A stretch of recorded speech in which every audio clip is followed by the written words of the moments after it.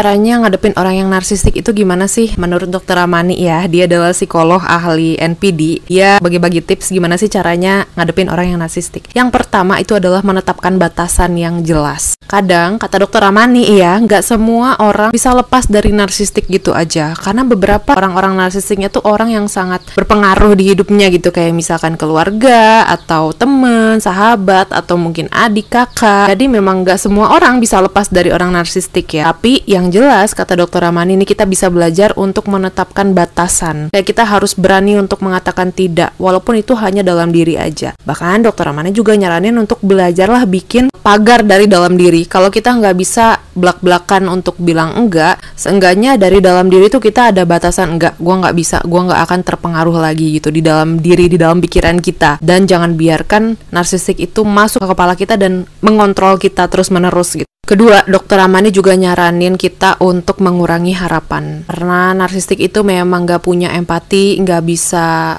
berintrospeksi diri, gak mau mengakui kesalahan, dan sulit gitu untuk memperbaiki diri sendiri. Makanya kita sebagai korbannya yang kadang gak bisa semudah itu lepas, ya kita harus mengurangi harapan. Karena kadang kan kita merasa, kayaknya dia nanti bakal lebih baik deh, kayaknya nanti dia bisa berubah. Dokter Ramani tidak menyarankan itu ya. Dokter Ramani nyaraninnya kurangi harapan kita. Tips selanjutnya adalah jangan sampai kita terjebak di dalam argumen atau gaslighting. Karena itu adalah salah satu keahliannya narsistik ya, dimana kadang dia tuh jago banget memutarbalikkan fakta. Dia jago memancing reaksi kita gitu. Dia bisa ngatain hal-hal yang bikin kita tuh pengen klarifikasi terus. Jangan sampai kita terjebak, karena kalau kita ngeladenin argumennya itu nggak akan ada ujungnya. Percayalah, karena narsistik itu pinter banget nyari cara untuk memutarbalikkan fakta. Next, ada juga Grey Rock Method, dimana itu adalah metode batu berwarna abu-abu. Ya kamu tahu kan, batu itu kan gimana sih, diem aja, gak ngeluarin reaksi apa-apa, ya udah cuman diem aja gitu. Nah itulah sebenarnya betul nih ya kata komen ini, kita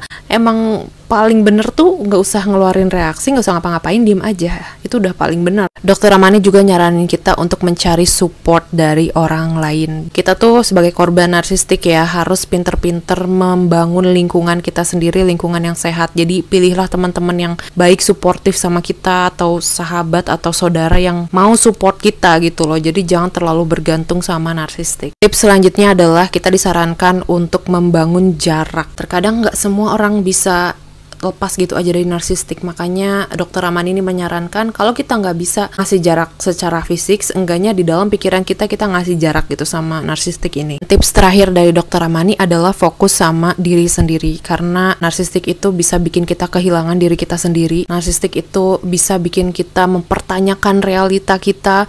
Jadi kita harus pinter-pinter ngobrol sama diri sendiri, kayak apa yang kamu rasain, apa yang kamu pikirin. Karena narsistik itu kan ahlinya manipulasi ya. Kadang saking jagonya manipulasi sampai kita tuh bingung apa yang kita rasain, apa yang kita pikirin, karena semuanya dikendalikan sama si narsistik ini. Dan bahkan Dokter Ramani itu bilang, katanya kalau kamu berhubungan sama orang yang narsistik selama 1 tahun, kamu tuh butuh 1 tahun juga untuk nyembuhin luka-luka yang mereka sebabkan. Kalau kamu penasaran detail lainnya kayak gimana, kamu bisa baca bukunya Dokter Ramani yang judulnya It's Not You, atau kamu bisa nonton podcast-podcastnya Dokter Ramani di YouTube, itu banyak banget. Itu bener-bener ngebantu banget.